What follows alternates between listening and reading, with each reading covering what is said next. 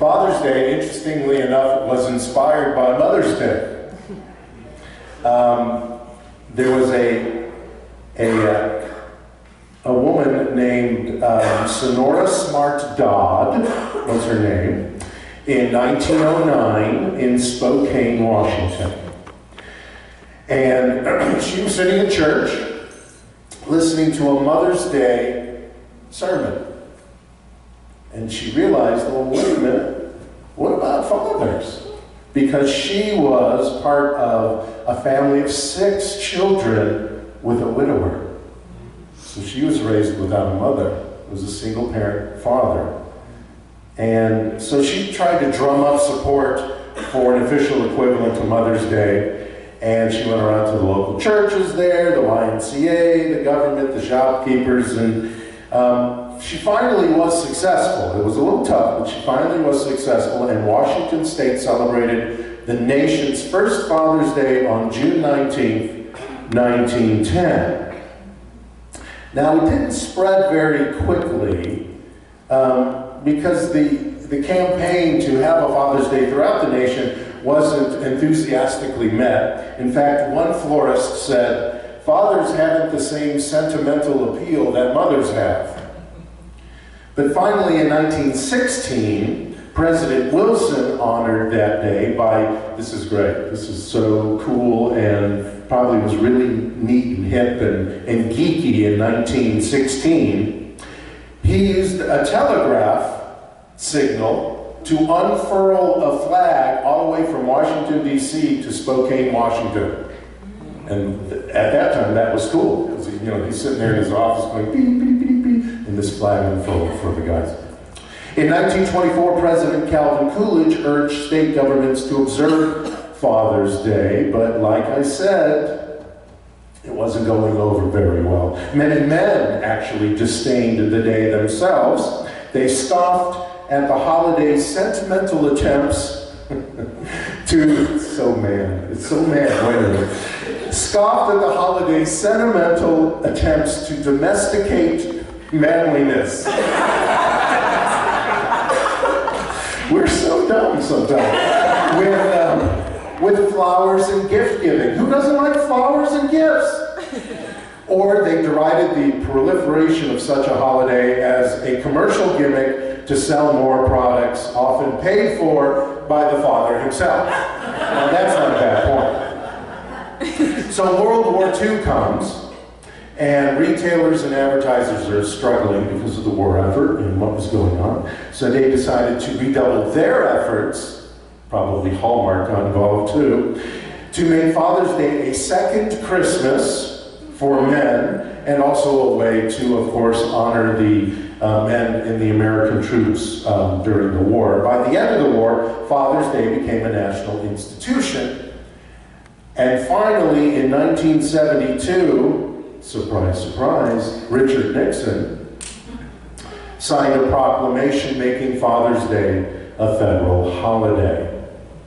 Economists estimate that Americans spend more than $1 billion on Father's Day's gifts. And that's why you have so many ties.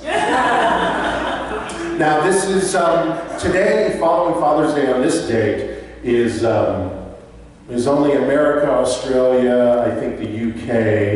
Other countries in Europe honor fathers on St. Joseph's Day, which is a traditional Catholic holiday. I'm not sure why, if it's a holiday for baby aspirin or what St. Joseph's Day is for. And that falls on March 19th. And I believe there's a few countries where it's in September. And the Germans celebrate Father's Day by going to the beer garden, which is really nothing unusual, actually. And I think any excuse for the Germans to go to the beer garden is there. Every day is Father's Day. Yeah, every day is Father's Day in Germany. So, funny enough, I don't want to talk about men today on Father's Day because fatherhood, like God, is not really gender specific. It's not gender-centric, it is relational. And I want to talk about the relational. I want to talk about the energy, the masculine energy that's going on that we're talking about today. Now, this masculine energy is not necessarily a male energy. Sorry, guys. It's non-gender. In the yoga tradition, it's the Shiva, which is the sun. The sun is the masculine energy versus the Shakti, which is the moon, which is the feminine energy. So today we're going to talk about the Shiva. In that beautiful half white, half black circle that you see, the yin and the yang is the masculine. The yang creates a balance with the yin, the feminine energy, in the universe. In the Science of Mind textbook, Dr. Holmes says, one God and Father of all, who is above all and through all and in you all. It would be impossible to make a clearer statement of truth. One life behind all that lives. One. Never two, never duality. One. The unity of all life. To learn this is to learn the secret of the ages. The unity between the masculine and the feminine, the divine and its creation is what I'm talking about here. We live in relation to ourselves, we live in relation to our families, our workplace and its inhabitants, our community here at the center. And when we are aware, we also live in the relation to the presence of life itself, to spirit, to the God within. It's always there. We don't always relate to it, but it's always there. So we are all fathers because of that masculine energy that we are a part of. Again, back to the Science of Mind. He said the seed of perfection is hidden within, in that inner sanctuary of our own nature, hidden perhaps from objective gaze, nestles the seed, the perfection. In the Christian faith, as well as in our faith, we talk about the trinity of life, the triune nature of life. And in the creative process, there's a triune nature, father, mother, child, thought, action of law and demonstration. And of course, in nature, it's seed, dirt, and then plant. The idea, the father, the masculine, that we have about things in our life gets implanted, its word gets implanted into the law. Now the law is the feminine nature. The creative nature is more the feminine nature, the nurturing nature. So the creative process then takes this idea, this masculine energy, and manifests it into fact. The child, the result. Ideas are real, having the power within themselves to be made manifest. Now there's a great thing, I don't use the Bible too much, but there's a great phrase in the Bible that inspired one of my favorite books, and it's from Proverbs 23, and it says, as a man thinketh in his own heart, so is he. Take away the gender, he, she, it. So in the book, As a Man Thinketh, by James Allen, that was written in the early 1900s, 1902, and then somebody about a decade ago took that whole book and changed all the genders to she and he and her, but whichever, as a person thinketh. In it, James Allen says, mind is the master power that molds and makes, and mankind is mind, and evermore he or she takes the tool of thought and shaping what he or she wills, brings forth 1,000 joys, 1,000 ills. He or she thinks in secret and it comes to pass. Environment is but their looking glass. Sometimes, I think all of us need to step into the masculine energy. Now for men that tends to not be too difficult. but maybe so, because we tend to think of the masculine energy as just a force, as a push. And it's not just that. And I want to talk about a little bit sometimes how we need masculine energy versus feminine energy. Like a masculine energy would be doing, getting it done, whereas the female energy is the being. And we talk about being all the time in Science of Mind, to allow spirit to be in us, to walk around just being spirit and allowing all the divine to do its thing. But then we also talk about walking the talk, and that's the doing. The masculine energy also is analytical versus intuitive. And logical versus creative. I'm going to put those two together because we always think of, the Science of Mind gets this, some people don't like it, that we're a mental science, that it seems just logical. You know, we're taught very early in Science of Mind, you think of what you want and you put it into the law and it goes. And that's true. What we find out and what I teach and what you've heard me say here as well many times is that it's a holistic thing. It's not just logic, it's feelings, it's a whole body, mind, spirit thing going on. But the more masculine energy is that use of the logical, is that use of the analytical. And that's part of the idea that we put into the law that brings into our experience what it is we require.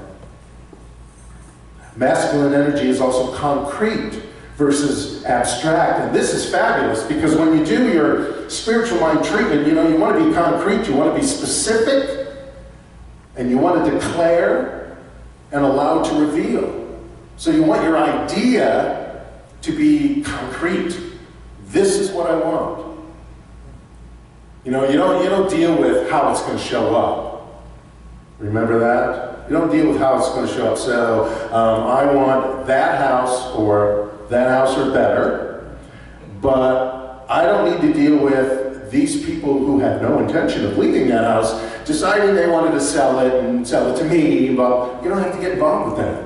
Let the universe figure out how that house or something better or something like that is going to show up into your life. It's concrete, though, that I want that house because this, that, or the other. The floor plan, the area, blah, blah, blah.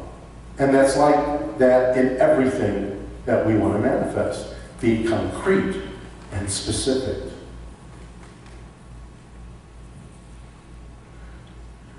Male energy also sometimes is controlling versus allowing. Now, controlling gets a bad rap because controlling tends to be so that you're pushing somebody around. And that's not what we're talking about here. We're talking about controlling our thoughts and our feelings and our lives.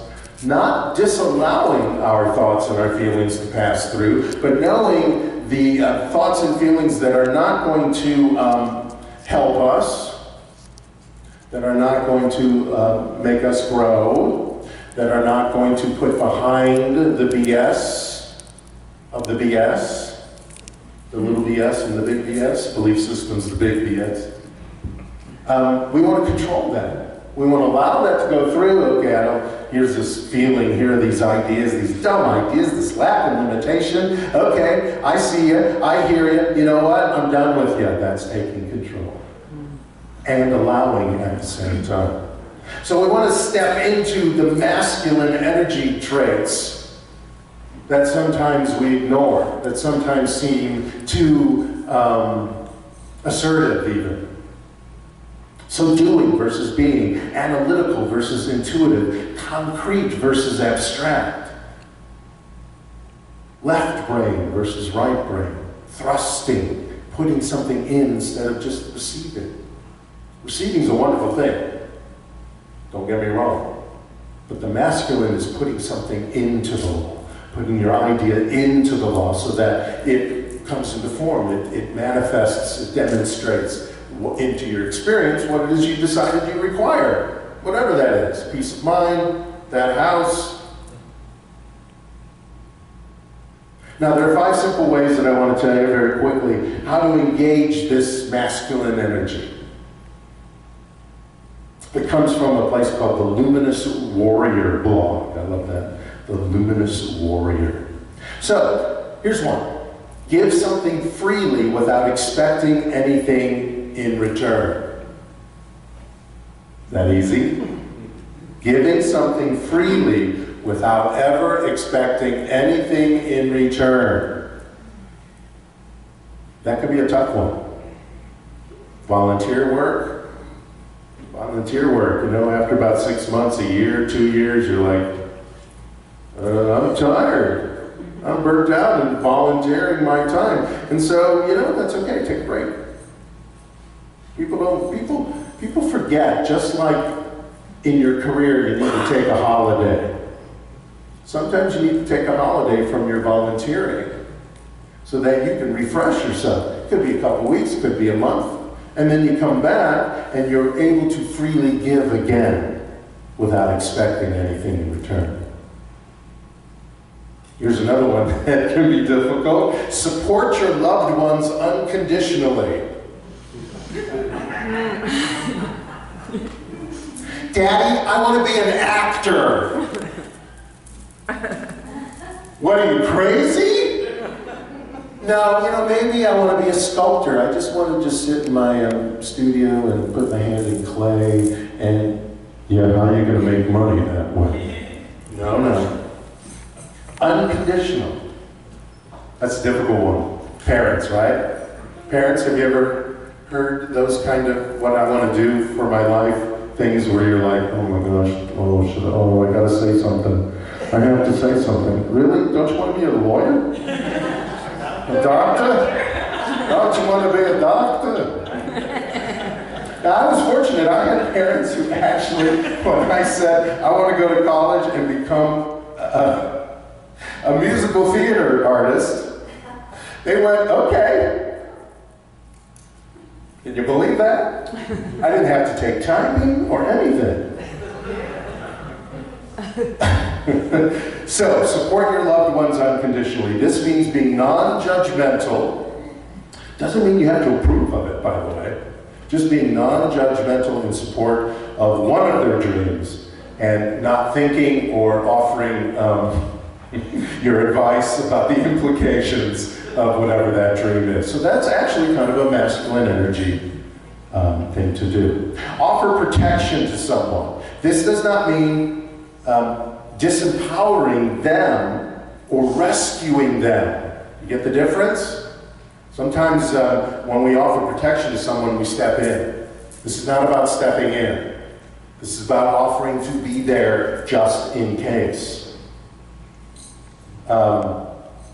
And if you want to do this in a more spiritual way versus just speaking about it, just offering your light without even telling them. You know, there are many times where practitioners will hear about something going on, and they'll sit at home and they'll do a spiritual mind treatment for that person, and that person doesn't even know that's happening. That person might be at home, whatever the situation is, whether they're ill or you know, in want of finances or something like that. But the fact that they're sitting at home opening to reveal into their lives the healing of whatever's in their way is all that's required on their part, because the practitioner's at home, unbeknownst to the person, doing a spiritual mind treatment, putting it into the law, into the universe. This is how it is for Susie or Joe or Patty or James. Offering protection to someone, whether they know it or not, whether it's to them or not, just being there. Now here's a great thing that we don't think of as a masculine energy to imbibe in, and that is doing something you enjoy. How many times do you go do something you enjoy throughout the week? Not what you have to do. Riding your bike, if you like riding the bike. Watching soap operas in the middle of the day when you should be at work, quote unquote. Writing in your journal. Do you do that for yourself? This is very important. It is leave the dishes, leave the vacuum in the closet, and sit down and whatever. Read some poetry. Go sit out in your garden or piddle in your garden if that's what you like to do, if that's what gives you passion. Step into the divine and masculine energy on behalf of someone else. Now this is very similar to what I was speaking about before. Without people knowing, pray for them. Be the light for them. Know the best for them. Know the healing for them. Now that seems like a very nurturing thing, which is more of a feminine energy, but it's not. It's also a masculine thing. And be there. And know that they have free choice. Know that for them. I want to tell you a little story that I read that really inspired me. Some years ago, on a hot summer day in South Florida, a little boy decided to go for a swim in the old swimming hole behind his home. So he flew into the water, not realizing that as he swam toward the middle of the lake, remember we're in Florida, an alligator started swimming towards the shore. His father ran towards the water, yelling to his son as loudly as he could. Get out, move past. Hearing his voice, the little boy became alarmed and made a U-turn to swim to his father, who was at the shore, which also the alligator was going towards. But it was too late. Just as he reached his father, the alligator reached him. From the dock, the father grabbed his little boy by the arms just as the alligator snatched his legs. And that began this tug of war between the two of them. The alligator was much stronger than the father, but the father was too passionate, of course, to let go of his son. A farmer happened to drive by, heard the screams, raced from his truck, took aim, shot the alligator dead. Now, remarkably, after weeks and weeks in the hospital, the little boy survived. And a newspaper reporter came to interview him after this trauma and asked him if he would show him the scars. And the little boy lifted his pants leg and showed his legs, and they were extremely scarred from the vicious attack of the animal, but he didn't lose his legs. And then with this great pride, he said to the reporter, "But you have to look at my arms." And the reporter thought for a second, well, I thought the alligator, was holding onto your legs. He goes, "Yes, but you have to look at my arms. I have great scars on my arms, too." The reporter said, "Okay." And the little boy rolled up his sleeves to show the deep scratches that his father's fingernails dug into his flesh. "I have them because my dad wouldn't let me go." That's the masculine energy.